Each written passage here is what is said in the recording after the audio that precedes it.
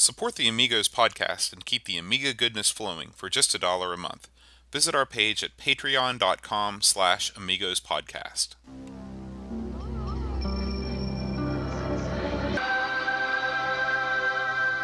Amiga, the first personal computer that gives you a creative edge.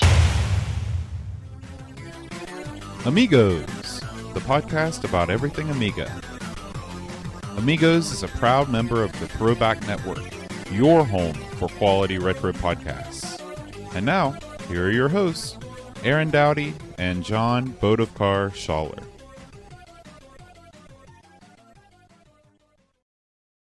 Hi, welcome to Amigos. I'm John. And I'm Aaron. And today we are going to talk about Pinball Fantasies. Before we get started, it's back. What's back? The Amiga 1200 case Kickstarter is back. They've reissued today. Yeah. I looked at it right before we recorded, and they're about halfway there. And I think they've got about half their time left, too. So and what's the new goal? The new goal is $140,000. And what was the old goal? I believe it was larger than that. I think it might have been 150 something. So they might have slightly decreased it. Uh-huh. But they've raised about half of what they need. $71,000 has been pledged. The big difference with this one is that it is a branded case. It actually has the Amiga name on it. Which I guess, how did they do that? I guess that they talked to the folks that own, the Amiga name. Kind of like how, I'm sure you've heard about the Commodore phone that was recently released. It's I wonder who owns Amiga, though. I don't know. That would probably be one of those things that I could have researched, but I didn't. But I did read that they talked to the rights holders. I want to say it sounded like Epson, but it's not. It's like Emson or something like that. Uh-huh. But anyway, they've managed to acquire the name. It's stamped right where it should be. And so I guess, if you're looking for a 1200 case, is that the thing that pushed you over the edge? Maybe. I guess if you're wanting to put it in, I'm trying to think about, other computers, like a Breadbox C64. I guess if I was going to order a new case for it, it would be nice to have that same Commodore, badge on it, don't you think? Yeah. It's really as close to the original as you can get and still get all the extra goodies. Right. And that's what they're going for. So we'll keep updating that until it's over. But good luck to those guys. Yep, good luck, y'all. I hope it gets funded. There's another piece of Amiga hardware that came out this week. It is an Optical Mouse. Was released for the Amiga. And it is 1,000 DPI, which it's pretty good. It's got a scroll wheel. It's got a third button. And it has the classic boing ball on it. Right. The badge has got that Amiga boing ball on it. So that's available over at AmigaKit.com, of course. This just came out. This is a port compatible mouse. I mean, you can. Yeah, it's got a DB9 connection. It works with everything but the Amiga 600. There's a special adapter that you need for the Amiga 600. I don't know enough about the 600 to know what the difference might be. But it works with all of the other ones. I'm looking at a list of them right now. Did they have a price on this thing? They did. I don't know why I didn't. Why do I keep asking you things? I don't know why I didn't write it down. So, but I will include the link on the show notes. Did you see the price? Do you remember? Was it ludicrous? You know what? Let's pause the action real quick. The price is $16. So do you American? Yeah, American. Do you think that's fair?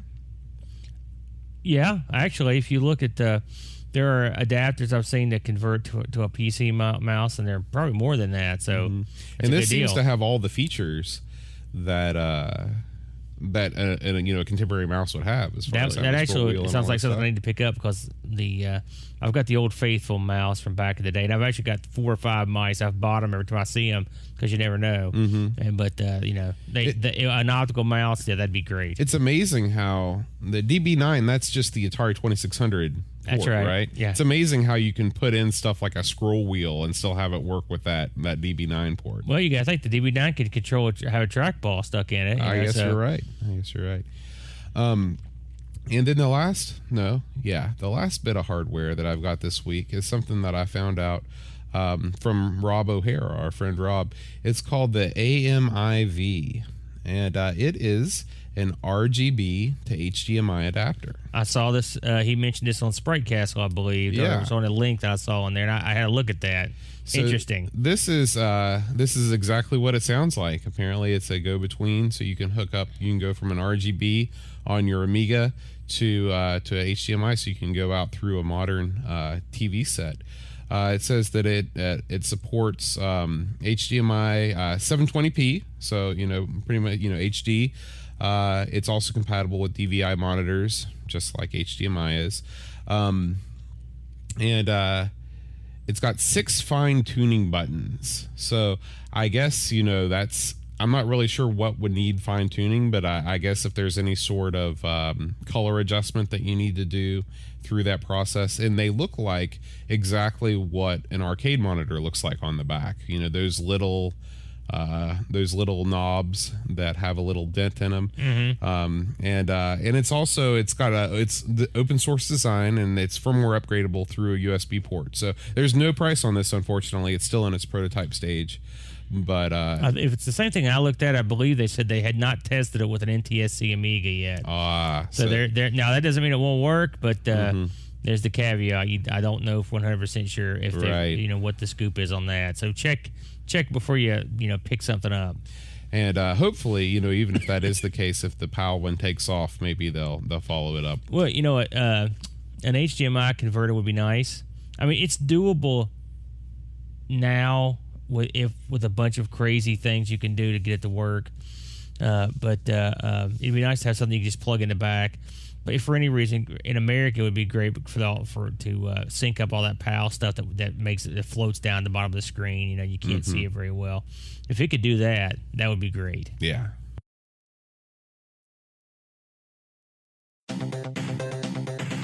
Would you like to comment on this week's episode? Did John and Aaron finally make their first mistake? Leave us a comment at our blog at amigospodcast.com. Aaron, do you have anything before we dive into our game this week? Nope, I'm ready to rock and roll, man. All right. Well, Pinball Fantasies is our game this week. It was released in 1992 by Digital Illusions. It's the second pinball game released by them. It was also available for a couple other systems. They did a CD32 port of it. Have you tried the CD32 version? That's the one I played. Okay. And then it was also ported to the Jaguar, which I would love to have. I've got a Jag. This is one game I don't have, and I don't know how hard it is to get, but I'd say pretty hard. Yeah, I read some reviews on the Jag port. They were not great. Really? So, yeah. Apparently there were a lot of motion issues. The smooth scrolling that's on the Amiga version, maybe the Jag just couldn't handle it. The Jag is a tough console. It had a rough road. It did. It's one of my favorite consoles because of just how weird it was. It touted itself as a 64-bit console. When in fact it wasn't, but that all the buttons on the controller. So I try and play as much of it as I can. I know you own several stellar titles. Well, the Jag it's the perfect combination of bad everything, bad design, bad stick, bad software, bad marketing. It's all bad. The 232-bit processors to get 64, bad math. the controller is just horrible. It really is not good. The games, I don't care what the processing power is, it's just they're not good. Mm-hmm. I mean, there are very few Jag titles that I've played and I've got some really obscure consoles, and I think without a doubt it's probably the worst one. I can't think of what. Yeah, the CD32 had its issues, but still, at least you could play good Amiga stuff on it. Yeah, it was an interesting. Atari had gone. That was their. I mean, they put out. They didn't really develop the Lynx. That was Epix, wasn't it? Yeah, and so they were basically going from the 7800 to the Jag as far as their consoles were concerned. So it's just an interesting thing. And the 7800 is not a bad little machine. They they screwed it up with not putting better sound in it. And then software support was a problem. Again, not a good joystick. It was released, 3 or 4 years after it was supposed to be released. I mean, if it'd been released when it was supposed to be with that backward compatibility, you might have had something there. Absolutely. If they'd done something with the sound, that would have helped. It had its potential. It had a pause. It has save game cartridges. So that stuff's neat. But yeah, they went from the 2600, and it seems like they kind of stepped down every time. And their computers were gotten better, but their consoles just seem to get worse and worse. Unfortunately. So did you play the Super Nintendo port of this at all, or have a look at it? No, I didn't. I probably should have. I had a cup of coffee. The tables look good. The menu's neat. When you pick the tables, there's a little animated table. I mean, a little animated, kind of an animated back glass. The picture that's in the Amiga version. This is a little animated. There'll be a clown dancing around for one, or a car zooming around for the next one. It looked pretty close. I didn't think the sound was as good. It may have played a little quicker. It's hard to say because I played it by emulation. So I don't know if that was the emulator or the game, but it seemed like it might have been a little bit quicker. But it was pretty close to being about the same as the Amiga title. This one's got it's got 4 new tables. It was funny because the first half of this past week, I went through thinking that there were only 2 tables because they're not all on the screen. When you hit the page down. Yeah, when you load up the game, you've got to hit the run key or the stop key. It says in the on the screen, it actually turns out to be, I think, the page up and page down, like you said, on the PC to get to those other tables. So at first I was like, wow, they released a sequel with 2 fewer tables. And then when I started playing the tables, I was thinking, boy, they really, because I don't know, before we get into the individual tables, I think that this game on the whole is much weaker than the first game. What do you think? I'm trying to think if there's any tables here that I think are better than the best table in the first one. Part of the problem for me, before we get into the individual tables, and this is nitpicky, okay? They've increased the size of the display for the characters or your score. They basically went from an alphanumeric to a DMD style display. They have pictures up there. They have it's just like the next generation of pinball. But to do this, they increased the size of that strip, and I measured it because I was like, why am I not seeing as much as the table? And there's about it's going to sound ludicrous and picky, but there's about 1/3 of an inch difference between the two things. But it made a difference to me. Visually, I not seeing just that little piece of table you're not seeing, it marred it a little bit for me. The other thing that I noticed with all of these tables is they just didn't seem as open as the tables on the first game. Dreams, right? That's the first one. Yes. I'd hit the ball up into the playfield, and unless I hit a ramp, it seems like I'd hit an obstacle 1/3 up the table and it would bounce right back at me. I don't mind having obstacles on the table you need to shoot around, but sometimes I like having a little more obstacles up near the top of the table, and it just seemed like there was a lot of real estate being taken up by ramps and other things where I couldn't really get up there. They may have went a little ramp happy on some of these. I noticed that a lot of them had were almost like mini playfields on up at the top area or the side. It worked sometimes it didn't. It's like I said, it's funny thing is my favorite table in this collection isn't my favorite one to play. There's one that I like that I think is the best playing, and there's one I think is the best overall. And there are 2 different tables, and there's one I don't like at all. But was it as strong as the first package? I mean, it's colorful. It looks really good. They did a good job. Some of the tables are really visually pleasing, but I'd say probably in terms of playability, I may give the edge to the first one. Yeah. Well, let's dive right into each table. First one is Partyland. So Partyland has a theme park theme. And it also features a creature that looks exactly like an evil Yoda. Did you notice that? Yes, I saw that guy. He does. He looks like an evil Yoda. Yes. This was my favorite table of the bunch. I really like the theme park, atmosphere. I like that you spell puke, at the top, and you're trying to ride the cyclone and all that stuff. It kind of reminded me of Funhouse. It did. It even had the hidden skill shot above at the top of the table. I don't know if you noticed that. Yeah, sort of like behind Rudy's head. Mm-hmm. That Funhouse is a real pinball machine that was released, I think, about the same time. I think that one came out around '92, don't you? I think you're right. I think it was that Williams that did that one. Yeah. And so this was definitely, it had to have been partially inspired by that to a certain degree. Yeah, I think so. Or maybe Comet.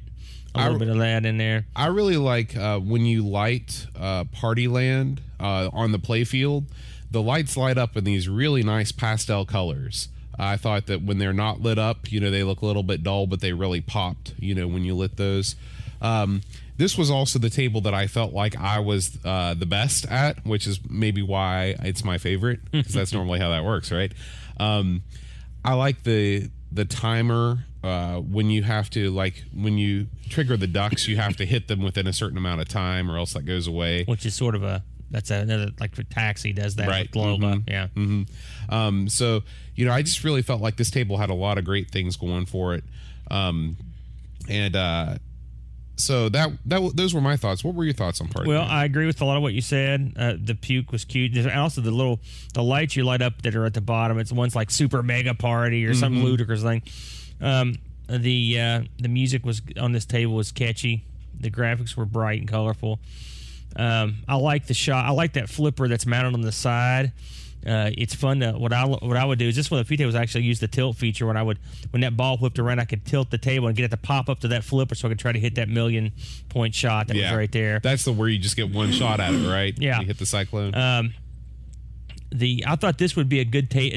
This is of all the tables in this collection, I think this one could probably be made in real life and be a pretty good table. Just for the way it's laid out, but it is sort of a mishmash of stuff of other real life tables. That's not a bad thing, but it's okay.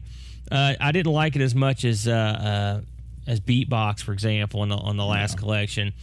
I would put this, it's my favorite overall table, maybe-ish. It played okay. I mean, I like the shots off that left flipper, but there weren't a ton of shots that were real interesting to me on this one. So I put it's near the top of this collection, but there were a couple others I liked better from the first one. When did you notice the message when you drain the ball?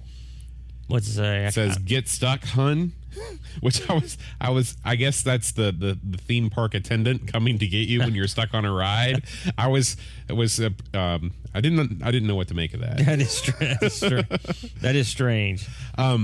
So score. All right. You want to go first? Go ahead. All right. I ended up my top score, and I played this quite a few times. 6,627,230. Sorry, Boat. I got 9,593,630. You bested me. I played this actually several times. You can see I erased scores here as I went.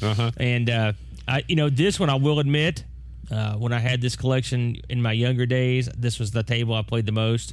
So, but I mean, and it did come back to me after a few plays.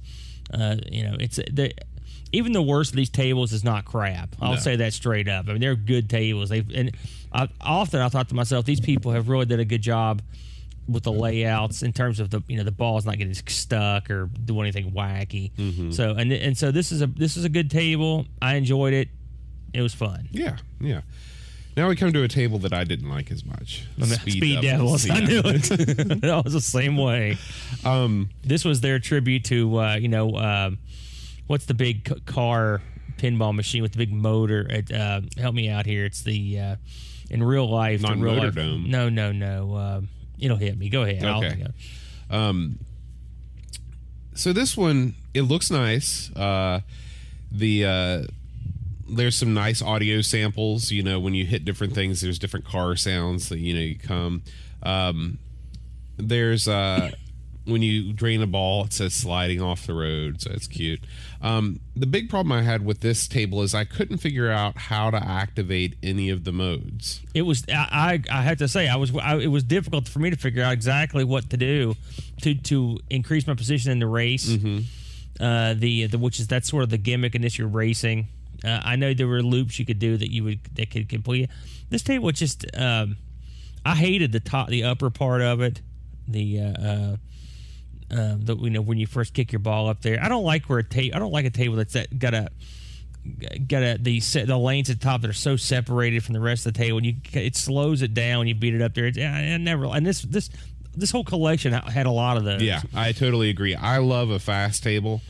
And in this table, you knock it up there, and you bat it around with the flippers that are up at the top. And you could bat it around over and over. Yeah. I mean, you could go all day on that. But it wouldn't really increase your score, a whole lot. There was no real incentive to do that. Well, once you flipped it around twice, then you could, once you lit every letter, then you could flip it off to the side, and there was a lane that would give you an X amount of points. Okay. I never got that far. On the bottom of the playfield, they have all of these, gauges and things that you can fill up. And I was sitting there playing it, and none of that stuff was lighting up for me, and I was just getting frustrated. So I don't think I did well on this table. My score was 4,476,450. Yeah, I beat you on this one too. I got 7,132,570. I will say the lane changes on the sides. I noticed that, which that's something that's kind of interesting. There were actually two lanes that you could change. The shot selection on this seemed limited to me. It's just, again, maybe this is sort of exactly what you said. When you go to shoot the ball, there's so much stuff that there's no room for the ball to go anywhere. Yeah. And so it would just bang off stuff that was nearby that didn't do anything, and it just not that, it was no fun. You couldn't target stuff. You know what it reminded me of is No Good Gophers a little bit, because they've got those big, huge ramps at the top and the end. So anyway, Speed Devils, I'd give it a pass. And also I'm not a car guy. And I'm not a racing fan. So I mean, the theme didn't do anything for me. It's a lot like the rocket ship one in the last one. It was okay, but the theme didn't really blow my mind. This one, I'm just not a car guy. If I was into cars and racing, there's a pinball machine that's similar to this in real life. In fact, I think it's part of the Gottlieb collection. I can't remember what it's called, but where you race around and you move up position and stuff. And I didn't like it either. Yeah, I'm blanking on that table. We're going to look this stuff up later and figure it out. The third table was $1 Billion Game Show. This was another one of my favorites. I love the music. I thought it was great. I felt like the colors on the table could have been better. I thought the colors were a little bit bland. But I could understand what was going on. You accumulate money, you accumulate points. The table seemed more open than a lot of the other tables, so I didn't feel like I was constantly banging into stuff I didn't want to hit. What did you think about $1 Billion Game Show? I agree with you to a certain degree. This was my favorite table to play. The theme was not fleshed out well with this table, in my opinion. There's a lot of cool things you could do with the concept of a game show. It's been done in pinball plenty of times, but the music and the music was good. It didn't fit a game show theme. It just didn't fit. It just seemed like random. It was good music, but it just didn't seem like it had anything to do with it. I agree with that. I like the host in the middle, and he's got the girls on his side, but you didn't hear any hosts speak. They could have put something in there. They've had samples in these games. I would like to hear him announce the prize you're going after, or have something snarky to say, sort of la Smash TV. I thought this was a pretty easy table, but it was my favorite one to play because there were a lot of fun shots. Yeah, and that's what made it. That's what made it interesting. One thing I did notice, and I guess it's curious due to the entire game, it's the only. I played Pinball Fantasies a lot. This is the only table that I got a match on, and the match gave me. It's not a free game, but an extra ball on my game. So that's better than a free game. Yeah, so I ended up having an extra ball to play with overall because I matched. So which did affect my score. I'm not gonna lie to you. Well, that's you did it fair and square. But I like this table. But boy, and the colors, like you said, the colors didn't work. I didn't like this had art problems, which is unusual for these packs. They usually do a good job with the art. The picture was fine, but the fleshing out of the concept of it And the prize stuff was cool, but I mean, again, the ramps, they didn't seem to mean anything. I'd like to have seen some meaning behind what you were doing. I think I do agree with you. This is the table that, it's definitely okay, and I didn't dislike it, but they could have done so much more. Yeah. And you play a game like, Wheel of Fortune, Which I hate the Wheel of Fortune pinball machine. but you can't knock them for not going for the theme. Right. I don't like it. It's just, that flipper setup. I don't know what they were thinking on that. It's horrible. It's just it's horrible. It reminds me of a game I used to have called Big Casino.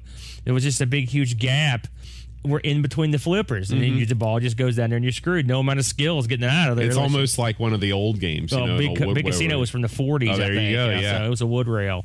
But thumbs up for the actual design of this machine. I like the skill stuff, and I liked all of it, but the theme lacking. Yeah. And then the last table was Stone. Score? Did we? Oh yeah, I forgot about the score. Sorry.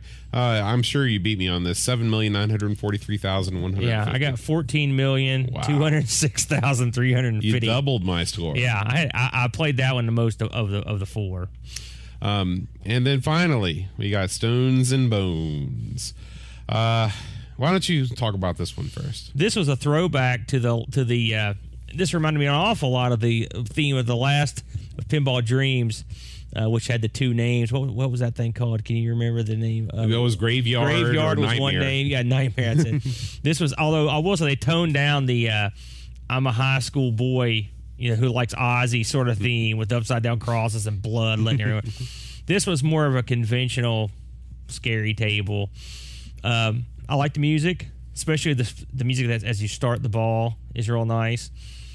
I like the concept of the lifted platform on the left side where the ball can come down two ways and it kind of curly cues down. And if you've got that lit, you can get, I think it's a 1,000,000-point shot. Yeah, which I did that a couple times. It's reminiscent of Lord of the Rings, actually. I've never played that one. I remember you telling me that.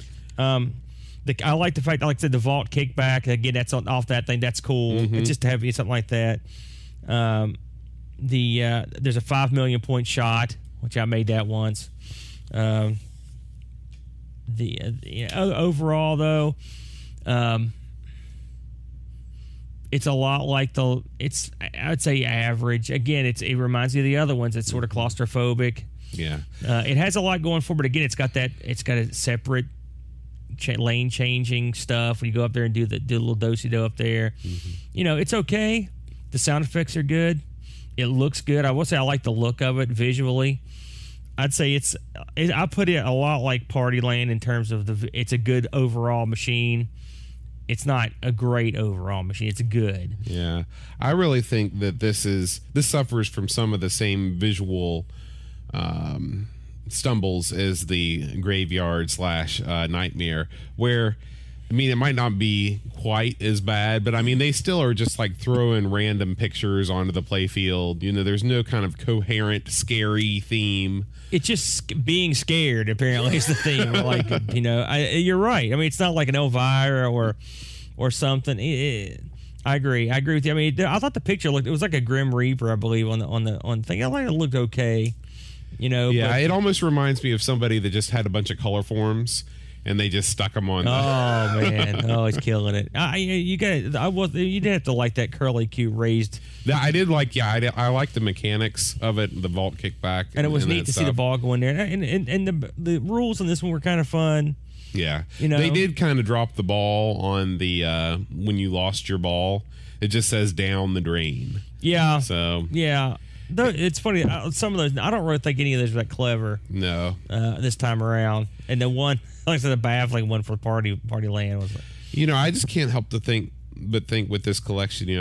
I'm sure Pinball Dreams was it sold so well because it was probably the first truly excellent pinball machine or pinball game on the Amiga, if not the wider computer world itself. Right.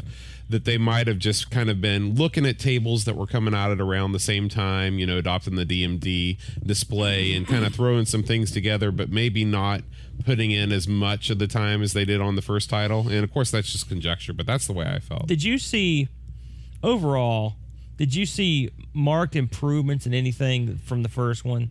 I mean, I think this came out the same year. So, with the exception of obviously they upgraded that DMD style. I think maybe the balls moved on and off the ramps a little bit more realistically.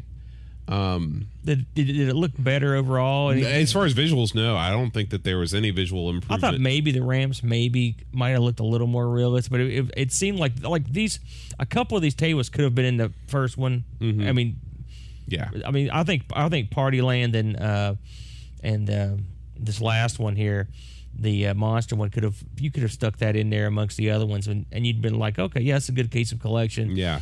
Now, the next table that the next game that we're going to talk about when part 3 of our pinball series concludes is Slam Tilt. And you can tell, the years that separated these two games and Slam Tilt, which is another Digital Illusions game. It's a major leap forward. Really? Yeah. I don't know if you've had a chance to look at it yet, but I loaded it up briefly just to make sure it would work. Yeah, I haven't. I tried my best not to look at Illusions or Slam Tilt. I figured we'd be covering those, so I stayed away. But I've loaded up Slam Tilt in the past, and I was pretty impressive as I recall. It really is a light years ahead of these two games. But anyway, if you're a pinball fan on the Amiga, you owe it to yourself to play all these games. Yeah, sure. And while I'm thinking of, what did you get on Stones and Bones? I ended up, but I was hoping you'd forget because my score is so bad. 4,640,000. I got 12,192,830. Yeah, I did not enjoy playing Stones and Bones. I think I was just 4 tables in a week. I spent so much time, it's like a sliding scale where I spent most of the time on Partyland. I was loving it. And then Speed Devils, and I did play more $1 Billion Game Show than I did Speed Devils, but Stones and Bones, I played it a couple times and I just wanted to go back and play more Partyland. It was just my favorite table. I will say this. I played a lot of this game this week. I actually played quite a bit of Pinball Fantasies on the Amiga this week.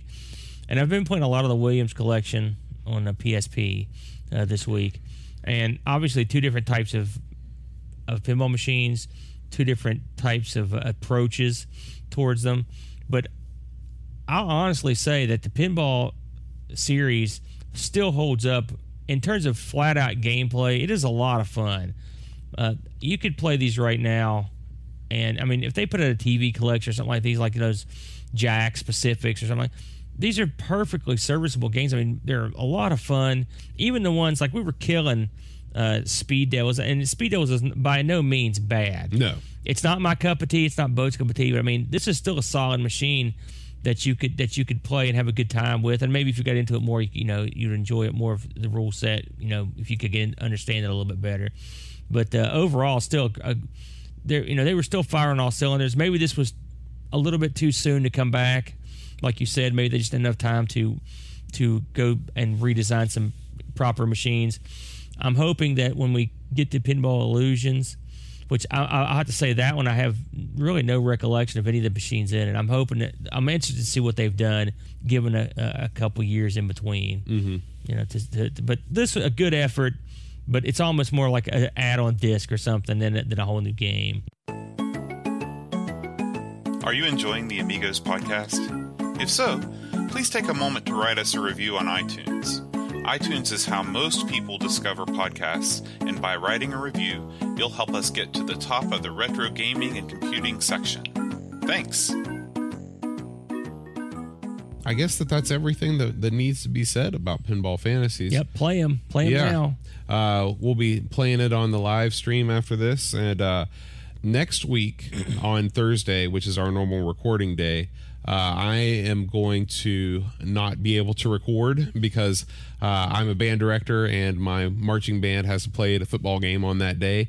And Aaron also has family obligations. So we will be releasing an interview that I did with Rob Flack O'Hara on the Amiga. But that is not to say that we will also not be releasing a new episode of Amigos sometime next week. We're just not sure when. We've got to see if we can find a date to record. So if you're one of these people that always tunes in on Thursday evening, if you live in the US, or maybe sometime on Friday, hoping for a new episode, there's going to be one on that day no matter what, but there may be some extra Amiga action next week with Aaron and I. Beautiful. So. We love Rob, and we'll probably get something recorded. Yeah. Speaking of that something, Aaron, what's our game next week? Next week, we're going to go after the Amiga Classic, the ultimate Amiga Classic, some would say, Lemmings. Lemmings is a great game. Some people love it. Some people don't love it. But it'll be interesting to go back and have a look at it, because I'll have to say, it seemed great to me in 1993 or whatever, but it's been a long time since I played it, and I may have changed my tune by now. And I'm excited about it because I've never played the Amiga port of Lemmings. I mostly played Lemmings on the Super Nintendo, which by all accounts is a horrendous exercise because of the lack of mouse. Well, the Amiga... I'm almost certain that Amiga was the original. Oh yeah, platform. So the consoles didn't get treated too well with this just because of the lack of a mouse. I wonder if the Mario Paint mouse or whatever would work with the. That's a good question. That will be answered. On we'll the look next into episode. it, folks. Hey, and one more thing before we go. I know that as many of you know, it's a dirty little secret of this podcast that I don't yet have an actual Amiga machine. But Aaron has been working night and day. It's not that secret, since we mention it every show. He's been working night and day to see if he can get an Amiga set up for me to use while we're recording the podcast. Is there any update on that? It's a setup. I'm waiting for the power adapter to come in, which I could have wired one up, but I thought, let's just get something that's handmade. So if anyone out there knows it, Amiga power supplies are expensive. And I've had an Amiga sitting at the house for quite a while, but no power supply for it. So I'm going to jury rig a PC power supply, and there's a fellow that sells adapters, and I happen to have a crap load of old AT power supplies sitting around, so I'm going to jury rig something up for Mr. Boat. So we're hoping to figure out some way to do a video special of us hooking up this Amiga and running it for the first time down in my basement. So with a crate of discs I have standing by. So you got that to look forward to. There's all kinds of things to look forward to here on the Amigos podcast. Thank you all so much for listening. Yeah, thank you. And until next time, adios.